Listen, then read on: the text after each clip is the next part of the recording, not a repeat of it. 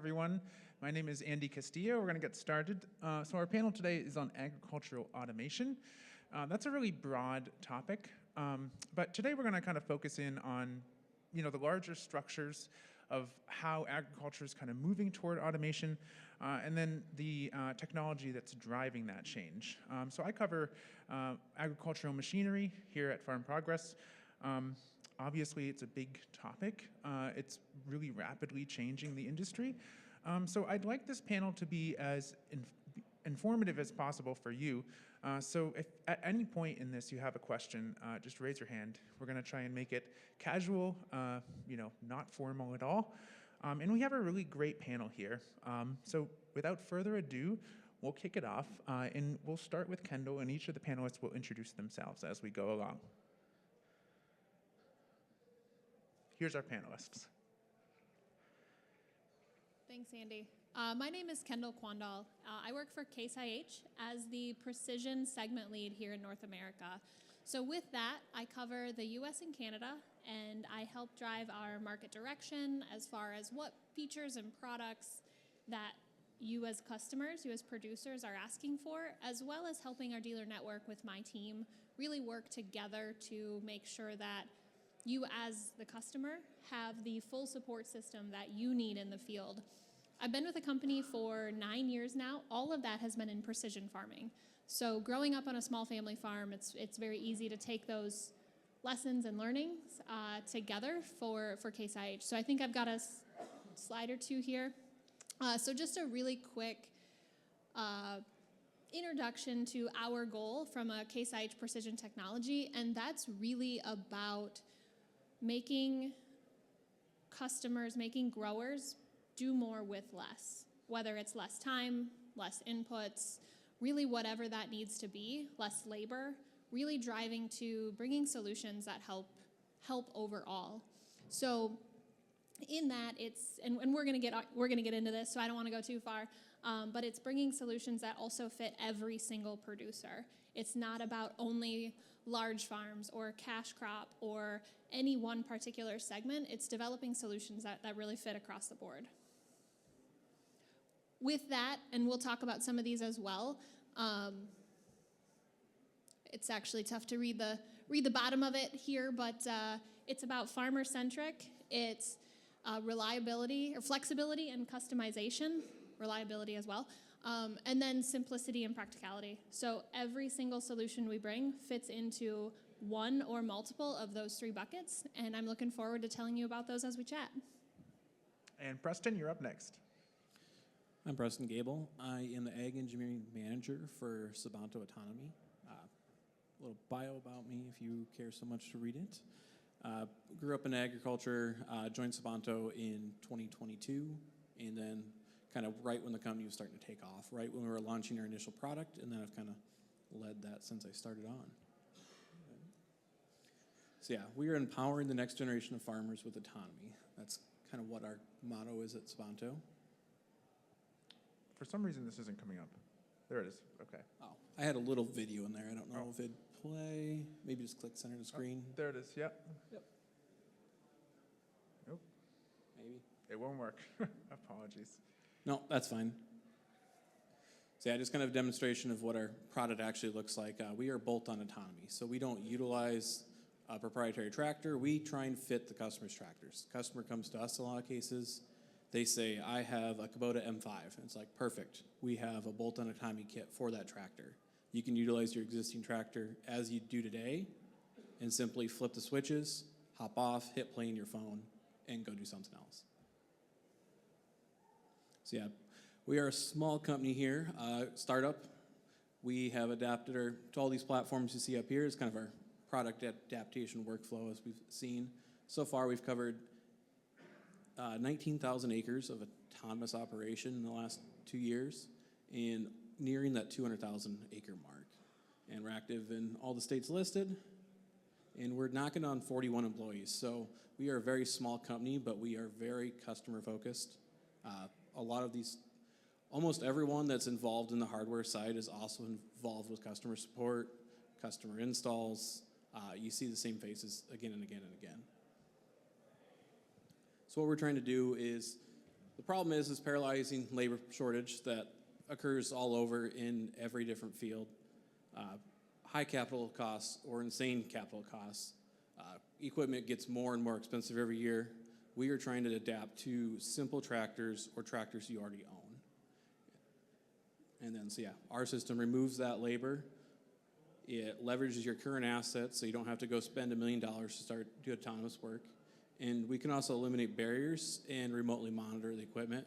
So if it does have an issue, we can notify you. It also automatically notifies you, but we can also monitor all your field operations. If there's something going on that you're not aware, you're not seeing the notifications on your phone, we can actually handle that remotely for you and just let you know, hey, you had this problem, we took care of it. And so here's a little snapshot of what our system completely looks like. We have an array of sensors and cameras. This is all bolt-on. If you sell this tractor tomorrow after you put the autonomy kit on it and you want to put it on the exact same tractor a couple years newer, it's clean and simple. We have instructions, you can do that. If you want to go to a different platform, you can take this same system off and we'll send you a small price, the harnesses and brackets to move it over to that new platform. And so how this system works, basically we collect boundary on the field, we do a coverage plan and then a mission plan. And there's a lot of intricacies to that, but basically on the right there you see that's the actual path that tractor is going to take in the field.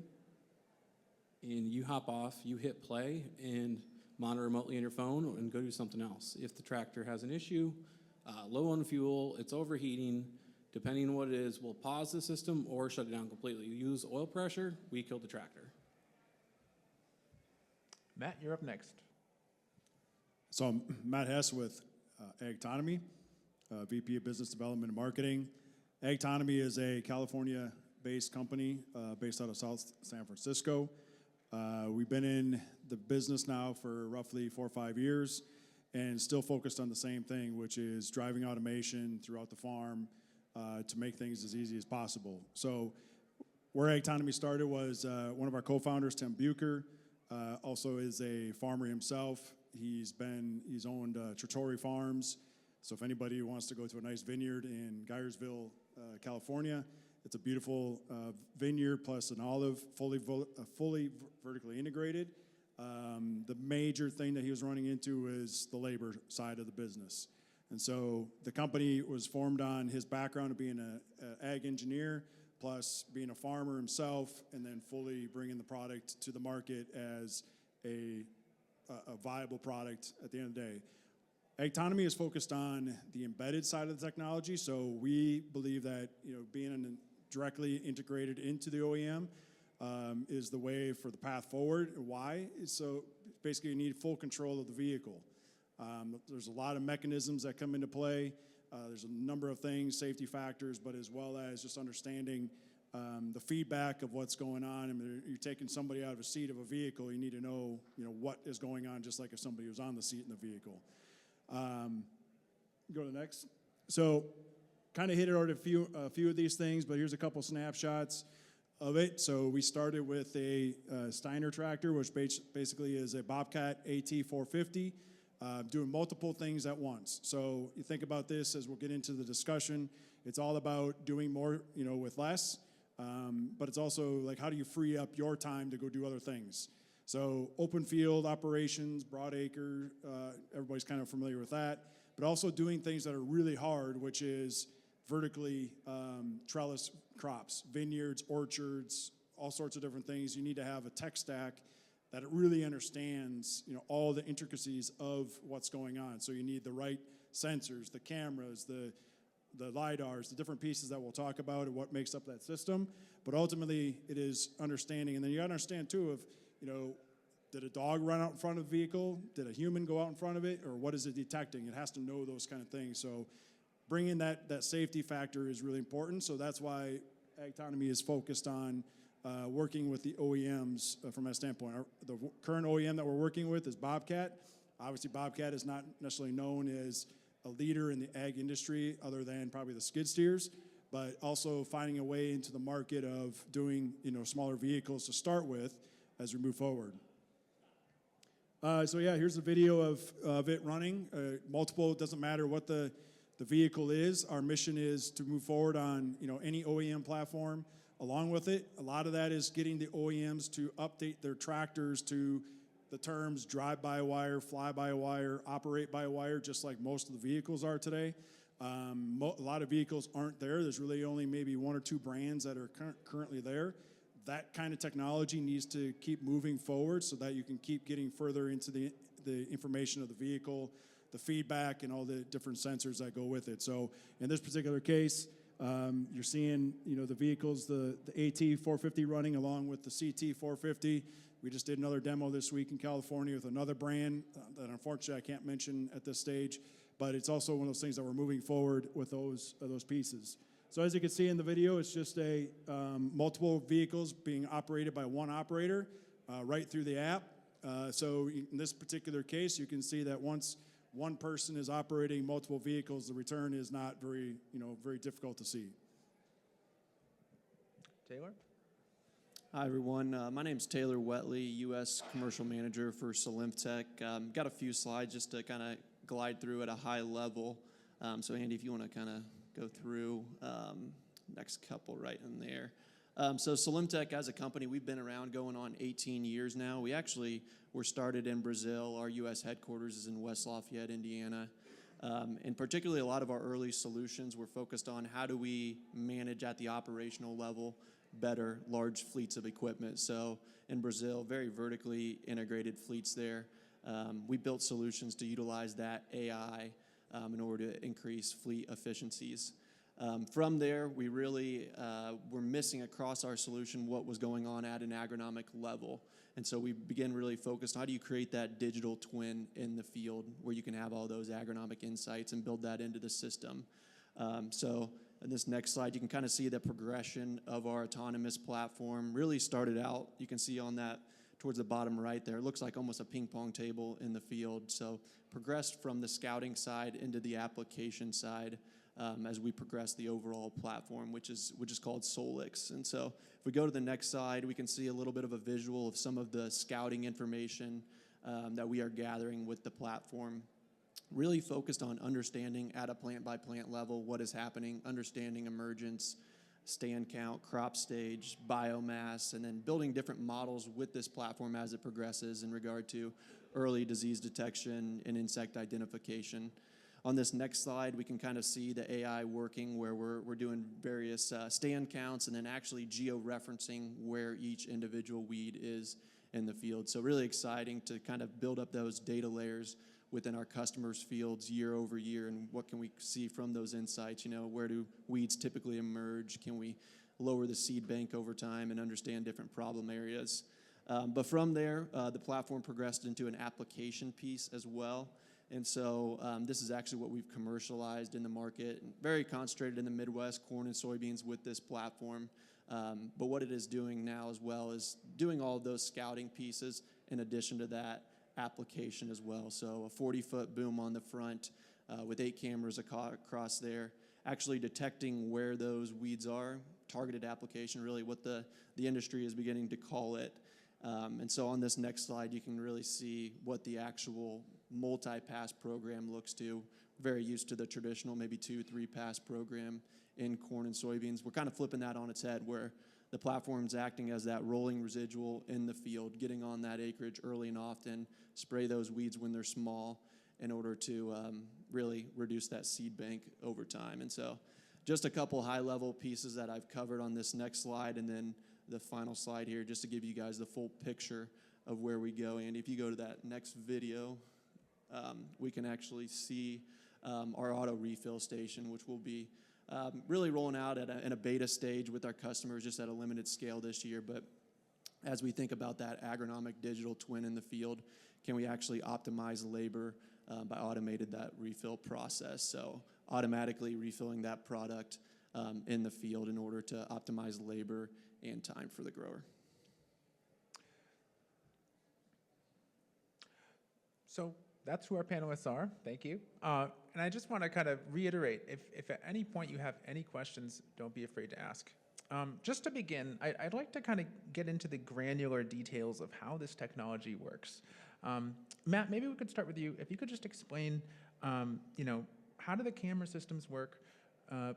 how do the machines see where they're going? So as I mentioned in my opening a little bit, it really comes down to the technology that's on the vehicle itself. So there's a number of different computers that are added to the vehicle. You have your traditional GNSS, your GPS receivers, just so it knows location. In most cases with automation, you're unlike a tractor, in a typical auto steering system, you're using a dual GPS or GNSS so that it always knows what position it's in, plus all the other feedback from the vehicle. Systems will have cameras. In our particular case, depending on the platform, we got 6 or 8 cameras. A lot in front, sides, got a bird's eye view, just again for all safety. Some of those are stereo cameras. What does that mean? They're intelligent cameras, so you're able to detect human versus fence post versus corn stalk or whatever it is. So those are where the cameras come in. Then you'll have systems like LiDAR. What is that? That's giving you other detection because, believe it or not, cameras don't always solve everything, and LiDAR does not solve everything. So the tech stack that I mentioned is really where it comes in. A lot of times that maybe sound expensive, which it is, but at the same time, that's what it comes down to in order to have the safety of the vehicle. Then you're just tied into the vehicle. So like I said, we are very focused on working with the OEMs. That way you're tied into the brakes, the feedback of the PTO, the feedback of the hydraulics, the steering, everything from that standpoint so that you know exactly, if you were not on the vehicle, you know what the vehicle is doing. Then it's all controlled through an app. So you pull out your phone, you set up your missions. Your missions are, you're telling the vehicle where to go for the day and what to do for the day. You're getting feedback constantly. If it runs, it sees something, it'll stop. It'll give you feedback of what it's seeing. And you're reading different, that feedback loop from that tractor. Also, the feedback from the implements. This is probably an area that has all areas have a lot of growth opportunity for this, but obviously the feedback of the implement and what's going on if something happened to the implement. We also have the ability to take some of our technology, put it on the implement, and so then you're getting a feedback loop from the implement as well of, you got a PTO, you got a blade, you got whatever you're doing, that you got something to know that the system is behaving the way it should at the end of the day so you can trust what's going on. We're a big believer in, show it.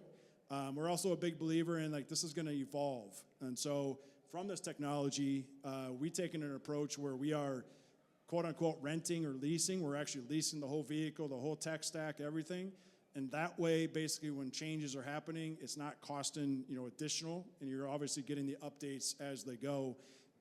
And as new vehicles come on board, if there's another vehicle that's going to come into it, we want to make sure that you have that, that next access to those vehicles. So we're using all the combination of that. There's billions of data points that are being processed. You're hearing a new term that people are coming out with, which is called physical AI.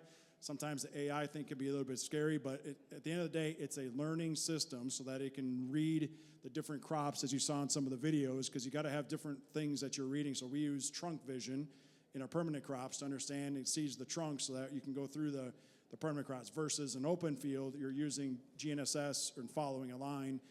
Having those technologies together gives us, what our stack is. Thank you.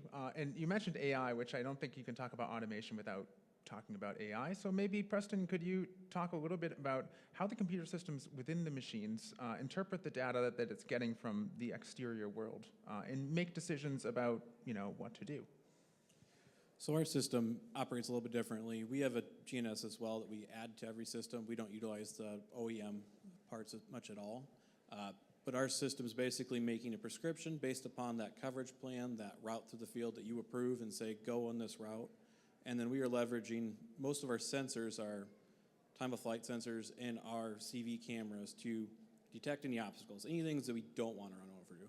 If it's a corn stalk standing, we want to drive over it. If it's a dog, don't drive over it. So that's really what we're doing. We're utilizing the tractor's brakes as well. So we apply the brakes if something walks out in front of the tractor. But the CV part, computer vision, powered by AI. So computer vision is basically using those cameras, taking a picture, trying to decide what that picture is. And that comparing against the library, and there's a lot of machine learning that all gets fed into the AI and then spits back out what that obstacle is. And then whether or not it is safe to drive over it, because it's a corn stalk, who cares? Or if it's something that you shouldn't hit, then stop. Could you just expand a little bit on machine learning and sort of how predictive modeling works into this? That by no means is my specialty, but basically what you do is you run it through a suite of images that you capture. We try and do it on our system in field, so we get as true to crop conditions as we can. If there's snow on the ground we're operating, we're collecting data so that we have, well, if there's a snowy background. Same as if it's a cloudy day or a sunny day. All those things can change what goes in that model and help it learn. So you don't have false positives and also false negatives. Really chasing after not ignoring something as a corn stalk when it's not a corn stalk, it's a T-post. Kendal, automation is a commogulation of many different processes and technologies that have been evolving, over the last few decades. Could you explain what some of those technologies have been and, how they've coalesced into the current state of automation? Absolutely. Something when I think about autonomy and how we get there, it's really the combination of tasks that get repeated over and over and over in a field. So when we think about automation, we maybe haven't given something like guidance the credit that it deserves in the direction of automation and autonomy. So thinking through something you have to do repeatedly, even as an operator in the cab, is drive back and forth across that field every single day for hours and hours at a time. So what do you do at the end of the field every time? You have to turn around, which means you redo the same process. You change the gear your tractor is in, you lift the implement, you turn around, you drop the implement, you change the gear, and you keep going. And you get to the end and you do that again. What we've done is really key in on those repeated tasks to say, I can automate that.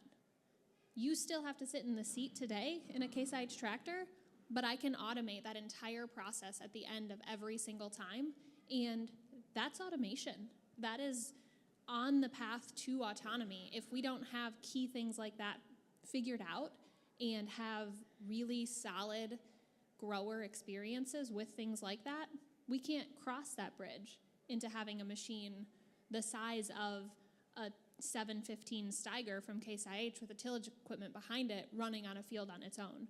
So giving things like guidance really the credit as we talk about incorporating automation into operations, I think is key.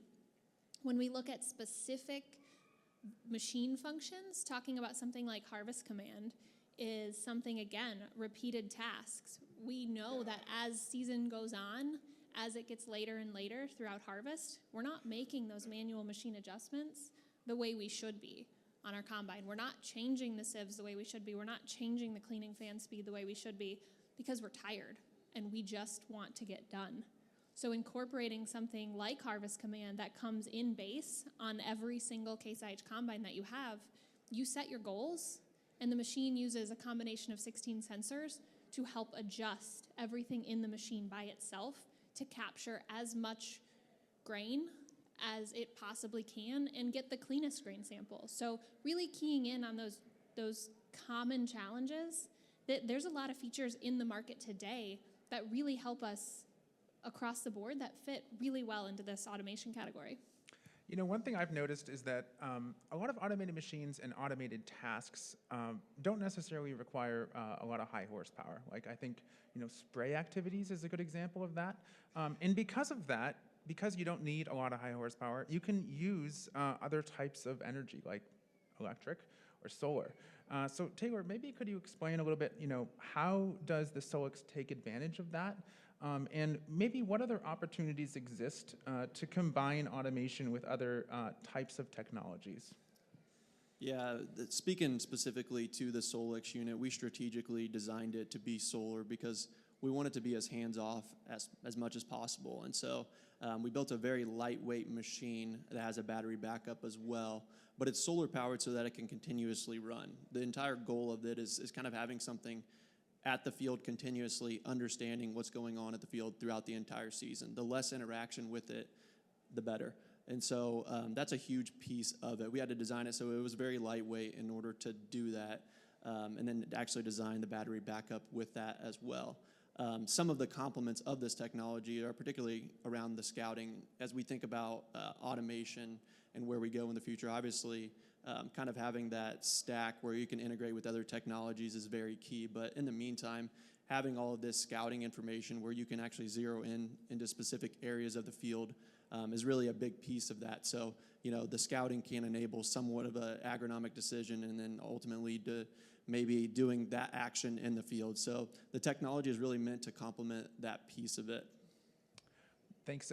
And Matt, you come from the western side, and you work a lot in specialty crops.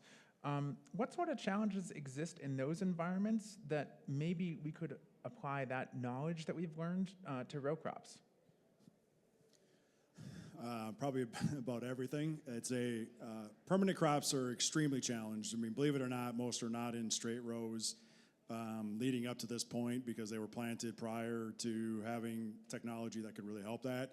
We've got row spacings that could be 6 foot to 25 feet, and there's a lot of dynamics that come into that play.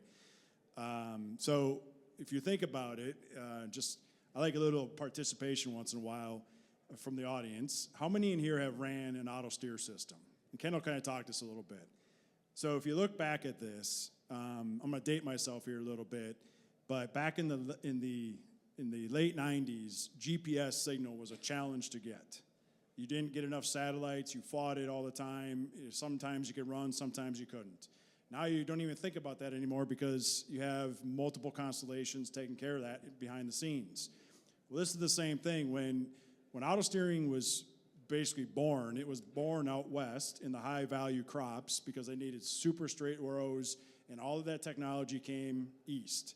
And we're getting the benefits of that. The same things that we're doing now in the crops that we're running out there, like I mentioned earlier, we can run in the open field and make lines and follow that because that technology is there. But what else can we do better? And really what probably really enables this is when you think about a vineyard or an orchard, as the season goes on, the branches grow. So it's dynamically changing all the time. So all that dynamic change allows us to make it that much better across any application or any industry as we're going out there, as you could apply it to any, whether it's out there or in the Midwest. So essentially, all the learnings, it's only benefiting all of us by taking all the benefits that we've used over the years and keep moving it forward in that direction.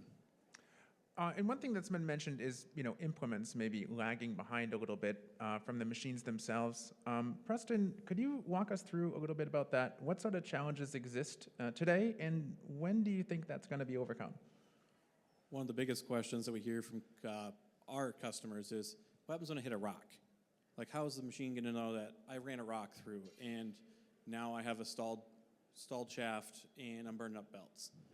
What do you do? So that's one of the questions we're actively trying to answer. We are leveraging ourselves. We have multiple partnerships ongoing with implement manufacturers. Our current stance is that implement manufacturers know their implements better than we do. So we are asking them to create autonomy-ready implements that have sensor packages to know if a belt's slipping, and then feed that information back to us. If it's a warning, we'll warn the user. If you need to stop the tractor immediately, we will stop the tractor immediately. We are utilizing the implements to do that for us. We're also working on some of that ourselves as well, but yes, there's a huge question mark around autonomy, like if you're not pulling a dumb implement. So like a batwing mower to us, we kind of call that a dumb implement. Yes, things can go wrong, but generally you don't have things go wrong. What if you're running around baler? There's a lot that can go wrong around baler. So the implements at some point will have to catch up, and there will be scenarios where you can't pull that with an autonomous system until that implement is ready for it. And I'm glad you mentioned, running over a rock or something. Kendal, what happens if something goes wrong in the field? What capacities do we have right now to remote monitor it? And what sort of safety devices are in place to make sure there's not serious damage done? That's a great question. That's another thing today that we can implement across equipment that we have in the field, and it really comes down to connectivity. If we would have talked even 5-10 years ago, talking about a connected piece of equipment or a piece of equipment with a cell modem and a cell plan that's attached to it that lives with that tractor isn't something that we had really discussed. And in order to set tractors free in the wild, we have to be able to talk to them 100% of the time. We cannot have the opportunity where we lose visibility to that machine. So using something like a cell signal and having, as we move forward, backing that up with redundancy in satellite-based connectivity, that gives us that 100% uptime that we really have to have. And today, using something like connectivity allows you to communicate with operators out in the field, also allows you to communicate with a dealership or an advisor of some kind. So if you're thinking about having a tractor and planter out in the field and you have someone that's not familiar with it, you also need to have the trust and confidence in your remote monitoring to make sure you can help them as you need to. So being able to see exactly what's happening and coach someone through is, I think, very similar to where we get to when systems are autonomous, is being able to tap into that, see what it is. And let's turn a little bit away from the technology itself and talk a little bit more about the business of automation, because that's where this is heading. And with that, we'll start with cost structures. And I think each of you approach it in a slightly different way.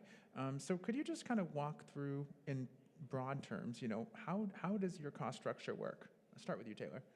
Yeah, so us in particular, again, we're out of Indiana. We're very focused on corn and soybeans and how do you scale an autonomous machine across that acreage. And so we're really focused on that price point.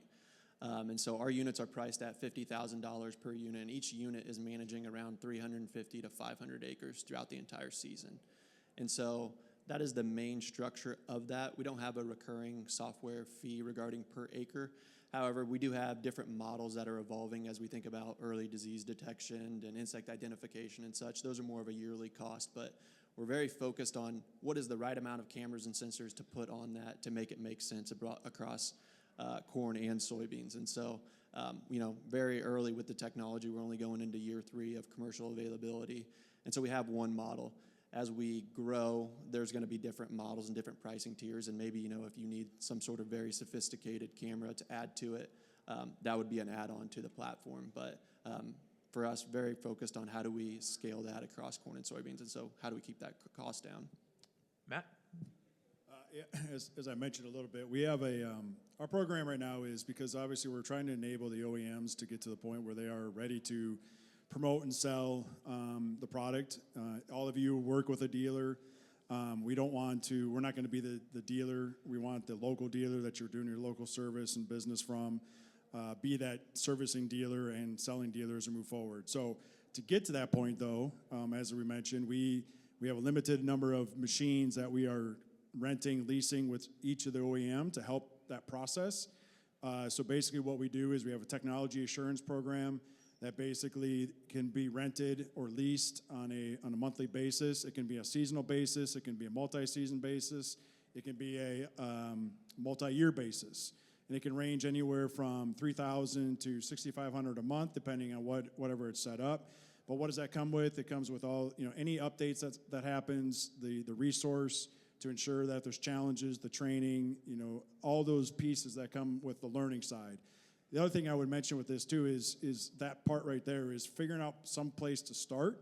Don't probably start with the most complicated task that you're not real comfortable with, but that's also why we push that program to ensure that we're trying to take the risk out of it as much as we can for the customer, and obviously show them. We also back that with a 30-day money-back guarantee. If it's not operating the way it should and not your expectation, you're not out anything, because we know this is a learning process, and again, it's going to be a growing process, and it will grow. So back in the our vehicle standpoint, it's a limited amount today, but it will grow over the season. That is no different than everything we've been through in this technology world. It just takes time to get there. So are we in a large horsepower tractor today? No, we're not. But will that be there at some point? Sure. But that's the point of getting it started and moving forward at some starting point. Preston? Sabanto takes the approach, we have both a dealer network of precision ag dealers that sell our product and help with install, service, and any questions. We also do direct-to-consumer sales. And then what we focus on is we have an upfront cost of the system, and that covers all of your brackets, your sensors, your harnessing, and all of that carries a 1-year warranty. And then we do a subscription-based to cover all of your RTX subscriptions, cell service, all the connectivity, software updates, and then we do not charge per acre. I know that's a huge point of contention with some farmers, that they do not want to pay per acre to use their piece of equipment. So that is something that we have shied away and will stay away from. Kendall? At Case IH, we take the approach that when you buy the technology, it's yours. So having the cell subscription that we talked about, that's included in the tractor for the life of the hardware, really. So as long as you own that tractor and it can connect to a cell network, you have a cell subscription provided with that equipment. I'm not looking to come every single year and ask for more dollars. You purchased the tractor, and I package technology with it, and I want to make sure that that's very clear up front. Everyone knows what they purchased when they got that, and that it's theirs for as long as they have any intention of using it. So with that, we do a very similar approach in our aftermarket upgrades. If you're looking at adding something to a piece of equipment, much of that technology, those activations, are really bundled together with that purchase. So you know exactly what you have for as long as you're utilizing that technology. And turning back to you, Taylor, the basic question is, where do you start? If you do not have automation on your farm right now, how do you get started? Yeah, I mean, it's going to be different from operation to operation. For Solinftec and Solix in particular, a big piece of that is kind of creating that digital twin, thinking about field boundaries, planning lines, everything that comes with that. A lot of that information is already being collected. So from our end, there's an implementation where we're, again, creating that digital twin. So pulling in shape files, pulling in those planning lines, and then setting up. Each of our machines runs off an RTK base, and then also utilizes discovery mode, which adjusts based on the rows. And so the front end is really just, again, creating that ecosystem digitally, and then that we begin collecting data in field, and that just ends up growing year over year from that. So really doesn't need to be insanely intimidating. A lot of that information is already being collected, and then once you really have a vehicle collecting that information, you begin to grow that information in that environment even more. Matt, would you like to add anything to that? Pretty similar. Again, I did mention a little bit. I mean, start with something simpler, I should say. I mean, monotonous task like not cultivating, but tillage work is something that, it's just redundant all the time. With our focus right now and where we're at, the operations we're focused on mostly from an operation is mowing or undervine weeding, and then working their way into spraying. The reason we take that approach is spraying is something that happens, in orchards a lot, almost every week.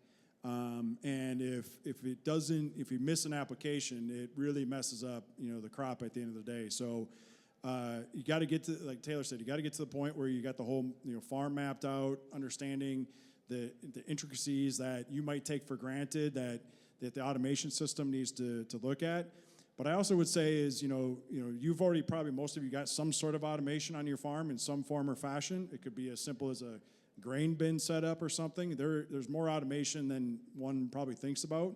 And you did it for a reason, to solve something to begin with. Now, if you can free yourself up, just if I think of from a mowing application or undervine weeding application, if that operator can then go do something else, they've just doubled their capacity.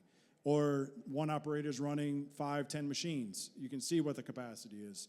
But again, doing something that is, it could really change the outlook for the rest of the year, is probably not the place to start until you're comfortable in understanding how the farm is, operating and where it's going to work. And just like on the connectivity side, it can be hit and miss. So one thing I didn't mention, every vehicle that we put out with the cell connection has also got Starlink on it automatically, because there's just too many areas that we run into spots that don't have connectivity, so we always have the redundant with both systems on it, and that's one of the things that you learn on your farm as you're moving forward. So that's part of understanding, where to start, what's going to be more simple. Investing in automation it's beyond just, going out and purchasing a new piece of equipment. You have to fundamentally change the way that your operation runs, how you do tasks. Preston, what does that look like? How do you evolve your operation to be able to accommodate automation? I think the same thing that these two just said. Start with what you know, what's simple. If you have a field that's very complex, has a lot of obstacles to maneuver around, probably not the field to start autonomy on. Go for the wide open field, the one that's simple, that's rectangular, doesn't have anything to run into the middle of it, and start there. And then with our system, you're able to operate the tractor manually and in autonomous mode. So you can hop in the tractor, go on your mission, let it go autonomously and ride along. Basically, take cell phone calls while you're sitting in the tractor going for a ride. It's actually quite fun at night with the lights off, driving around an autonomous tractor. It's an experience that I didn't know I'd ever feel in my life, but it's unnerving, but also really cool. And then to go from that, you hop off, and then you can watch what the tractor's doing. Make sure any adjustments that need to be made, and you can remotely make those adjustments from your phone. So say you want to lift the deck up a little bit on the mower, you can do that remotely. And then once you have to build trust with the system. You're not going to let this thing go out and autonomously do your work for you that is your livelihood until you trust it. And so you have to build a relationship with the technology. You have to understand the technology enough that you can trust it to make you money. Kendal, taking that a little bit step further, what sort of systems do you need to have in place before you invest in automation? Like, do you need any kind of infrastructure on your farm already before you go out and purchase a machine? I think that's probably in a high-level answer. I'm going to say it depends, right? Everybody's operation is a little bit different. Everybody's trying to accomplish the exact same thing a little bit differently. So if we think about equipment today out in the field, if you have a tractor, there's something we can automate. There is something we can do that we can start to automate your operation to put yourself down that path to someday incorporate more and maybe be autonomous. So getting that ability to just start, you probably don't necessarily need any additional infrastructure itself to make that work. The one core thing that you would need is the way to access that equipment remotely. So we talked a little bit about connectivity. I think everybody probably has their interface for their equipment. We use Case IH Field Ops. So if you're not using some kind of equipment management, farm management platform, that's something you have to start with. You need to have those field boundaries set up so we know where to find them. And field boundaries don't have to be an obstacle to collect. We can start with things like common land units or FSA boundaries that just already exist out there. They may not be perfect, but we don't have to start our boundary journey with RTK recorded boundaries by a UTV in the field. That's great. Those are the most accurate boundaries you'll ever have. But if you have nothing today, we can get you a great start without a significant investment right up front. So we'll just go down the line. What sort of trepidations do you hear from farmers who are looking to get into autonomy? What concerns do they have, and what would you say to them? Yeah, there's a lot of different ones that we receive regarding particularly in growers. With what we're doing, it's kind of flipping what they're doing on their head. It's a smaller unit versus a larger unit. It's a multi-pass program versus less, and you're at that field more often, and you're often not there. So often the key to that kind of navigating that is the connectivity with the platform and being able to gain trust with it. And so we kind of try to navigate that through having both a web page and a mobile app and having that constant connection with the field. But with autonomy, when you're not there all the time with your eyes on what's happening, that's a little bit of kind of trust that needs to be earned for the growers. So that's a common kind of concern. And so we try to navigate that through enabling the close connection with what's happening in the field, being able to see where it's at on the mission at all time, what the tank levels are, how close they are to being done, being able to jump in the camera and visually see what it's seeing, and then also providing actual images in the platform where they can go and ground truth. If they see a problem area of, say, water hemp in this area, they can, hop in the platform and see those particular images and what the cameras are seeing, and then actually go to the field and validate that. So it takes time to kind of build that trust with the new technology. So we, again, try to navigate that by giving them all of those resources to visually see what's happening. What about like privacy concerns? Do you ever hear anything like that? And what would you say to that, Matt? Well, I mean, that's been a topic for many, many years about data and privacy and those pieces. And I think in some cases, people have flushed that out and what it means. And I mean, at the end of the day, the customer owns the data. I think on this side, what we hear a little bit more is just more around the liability side. So it's centered around how do I know? It's how do I know this? How do I know who's got this? Or how do I take care of this? And there's just a lot of how do I know questions, but it all comes back to your question on the privacy side, not so much on this piece, so much on who owns what. Because at the end of the day, it's still, I mean, the customers own the information. What are we using from the information? It's just to only make the systems better and operate better. And the only way to do that is you got to collect the information. So there's nothing that's being secretly done from that standpoint. So being honest, I've heard very little about that as we moved into this space. Preston, what's something that you've heard? The security concern is interesting. It's kind of, especially with our system, we are really heavy in some turf farms that have up to over 10 units on that farm. So someone climbs into the wrong unit, hits the wrong button, like who did it, what they do. We log all of that. So every time a user has a unique login, they're logged in, we can see that they were on this tractor and they hit shut off the engines. Like, why is that tractor not running? You guys shut it down? It's like, we can go back through our logs and say, no, this user hit the button on this. That's something that we're able to do. But generally, security thing is, one thing we've had people be concerned about is a lot of our tractors operate well into the evening, and then that tractor is at the edge of the field waiting for the farmer to come the next morning, move to the next field, and start it again. And so, like, well, how do I keep someone from starting up and driving this tractor? And so that's an interesting case. We have generally a disconnect switch that's put somewhere on the tractor, but also if it does start up remotely, you can see it. So that's one of the concerns I've heard. Anything else to add, Kendal? Yeah, I'll try and answer both your questions here in just a couple sentences. First and foremost, from a trepidation or concern perspective, I would say the number one thing would be it doesn't have to be expensive, and I don't have to have a new piece of equipment to start doing something. Those are the two things. Everybody makes an assumption that it's either a very large upfront cost or it has to be on something brand new, and that's not the approach that we took at Case IH. It's really to try and fit producers of all sizes and all equipment makeups. It is, I would say, that portion, the data portion or how that's approached, our philosophy is very much so that the customer controls the who, the when, and the how someone accesses their information. So I'll use a dealer example for this. You share your equipment information with a local dealer, and for some reason, something changes with that dealer. You don't have a relationship with them anymore. It's very easy and very straightforward for you to go and say, I would like to toggle off the dealer view for this piece of equipment, and I would like to add someone different. That's one of the very first screens when you are in the setup of an account is who can see your tractors.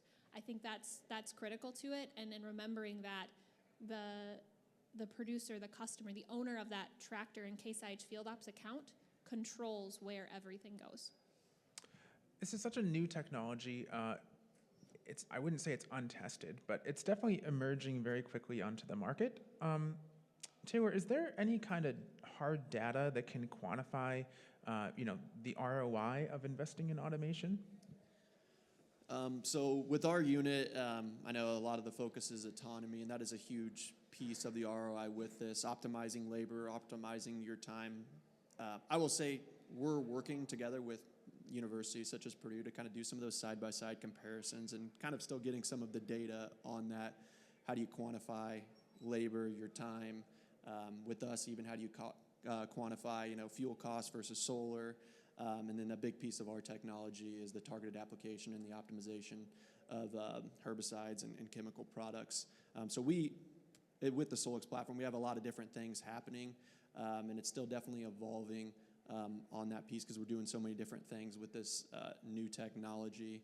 And so I don't really have a great answer to a hard number to seeing that return. There's a lot of different pieces that you can pull from that. And I just see that over time growing as well as you think about optimizing inputs. Can you tie that to automation and everything that comes with that? So from our end, we're still kind of gathering that data to give exact numbers to compare one versus the other. What about Agtonomy? How do you guys quantify return on investment? Well, I think most of us probably have either talked about or have, build ROI calculators. But at the end of the day, what it really comes down to is each farm. And I would say what we do is, and I would answer the question with a question to say, okay, what's your time worth? So I'll just make it simple. If you are a single, operator that you're trying to farm, let's just say 1,000 acres or 500 acres or whatever the number is, and you're trying to you're thinking about it going, well, I really want to be doing this task. I really don't want to be doing this task. What could I be doing? So all of a sudden, if this task could be automated, whatever it happens to be, and now you can go do the other task, think about what that ROI is for yourself. You now have doubled your ability at the end of the day. So now take that across, an organization if it exists or however it comes down to it, but it comes down to, the optimization, the vehicles don't take breaks, for different things that you can think of. So they're just constantly running. Most of the time, they just need more fuel. They need, if it's electrification, they need a recharge or whatever it happens to be. But ultimately, it just comes down to the farm, and if you can it's just really as simple as that. If you can double your ability, what's that worth? Preston, how would you quantify it? Return on investment calculator is important, and it has to fit your farm. It has to save you money or help you make extra money. And so that's something that each person has to go through, look at the costs, look at what the potential savings are. But some of the things that are overlooked are the unrealized gains, the ability to not work late in that field. You can take off early and go to your kid's basketball game. You can remotely monitor that tractor, and you don't have to be the one driving it. Then there's the guy you have someone that calls in sick. The tractor isn't calling sick. It doesn't take off vacation. It doesn't take off holidays. It can operate 24/7, 365. And it allows the normal operator to be freed up to do those other tasks. So we've had guys take a photo of their screenshot of their phone and then use their wife's camera to take a picture of their phone. Like they're remotely running a tractor, mowing a field 30 miles away while they're at their kid's basketball game or while they're out to supper. And so that's some of the really cool things that are hard to put in that ROI calculator. It's the things that you don't realize until you actually see it. And we have those customers say, I can't do without this anymore. I don't want to go back to doing it how I was. And then there'll be days or certain field shapes, very small, narrow fields that we can't turn around in. They have to do manually, and they complain to us constantly. It's like, I hate getting on that tractor and mowing this stupid field. Is there any way you can path plan that yet? And it's like, it's coming. It's just going to be a little bit more difficult. But those are the things that we see that are the benefit that really comes back and makes us have repeat customers. Kendal, same thing, but maybe pose it a little bit further. What are some of the things that, brands can do to maybe get more data and provide more information for farmers that are looking to invest? Absolutely. So when we think about collecting that kind of data, it takes a lot of tests, I'll say, in order to create information you can take back to your farm because everybody operates a little bit different.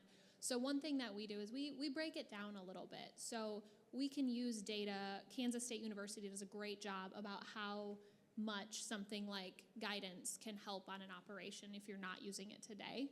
And leveraging things like that, as well as our own research and our own partnerships with universities on something like Harvest Command, Soil Command, saying if you can control the inputs, we know that a good seed bed provides X% better emergence, which indicates a higher percentage of yield.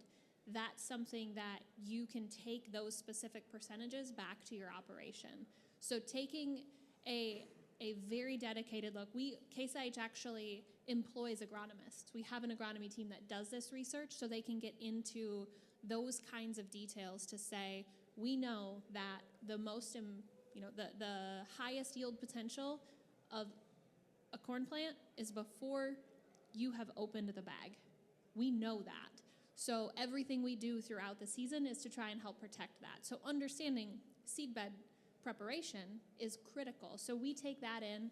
If we have our experts, our Case IH employees on our lot today, even if you guys have questions, to go back and say, I'm interested in Soil Command, Harvest Command, what percent can that save me? How can I incorporate that on my operation? And that helps in situations. My family farm, every major stakeholder has an off-the-farm job. We all do something else. We're a small family farm. So being able to trust and rely on the investment that we put in, you've got to be able to take that and trust that it's going to either save you money or make you money. I just want to pause for a minute and ask if anyone has any questions. So we have about 5 minutes left, and I just want to project out into the future. Where do you see this going? What's your vision for Solinftec? What's your vision for the ag space in general? For Solinftec, a lot of the vision around Solix is having that agent, creating a digital and remote autonomous agronomist and applicator in the field. So having that agent that's recommending different insights, different plant by plant level monitoring, ultimately with the goal of increasing yield. So with the platform currently, we're focused again on scouting and then herbicide application, so optimizing that input. We're seeing around 80, 90, 95%, depending on the field, reduction in that product. But what we're really excited about with the auto refill station is, can we start to think about different agronomic applications, such as maybe a fungicide or a micro or a biological? With having something that's continuously at the field, living at the field, can we start to push yield by maybe spoon feeding this application? Because the factor with a lot of applications and with equipment is time, and we're expanding that time horizon. So can you do 4 applications of spoon feeding a fungicide or micro or something like that, and ultimately able to increase yield? So we're doing all these different things with the ultimate goal of pushing yield and doing those different agronomic practices at a micro level. What's Agtonomy's vision? It's always going to be around increasing productivity, for the customer. So it's in any shape, way, or form to do that. If you think about today, in most cases, the way to scale is always, scale up, go bigger. One reason for that has been the challenges of labor. It doesn't seem that the labor is getting any easier to find in some cases, whether that's in Midwest or out West, or it just doesn't matter. Secondly, with that is when you do that, now you can change ways of scaling your operation. So if you want to do things differently and you want to change over time, this will now enable you to change that over time. You want to do something a little bit different. So I'll pick on some of the Western vertical crops. I mean, they want to spray less. They don't want to use as much herbicides, on the apples or grapes, and et cetera. They want to do things differently, but they just don't have the ability to do that. Autonomy will enable the system to do that in different forms or fashion. You'll have, the vehicle doing what it needs to do, the implement doing what it needs to do, and, basically doing things that you couldn't do before. We're already seeing that. That's what automation has done so far. It's really, changed some process, but changing process takes time. But again, that's where we do see that this is going to continue to evolve the ability to scale, and as well as the ability to just do applications you just haven't done before. How about Sabanto's vision? What we see is we're going to keep adapting to more and more platforms, but we almost think that we might see a descaling of agriculture. As equipment gets more and more expensive, how many $1 million tractors can you buy? How long does it take to pay that off?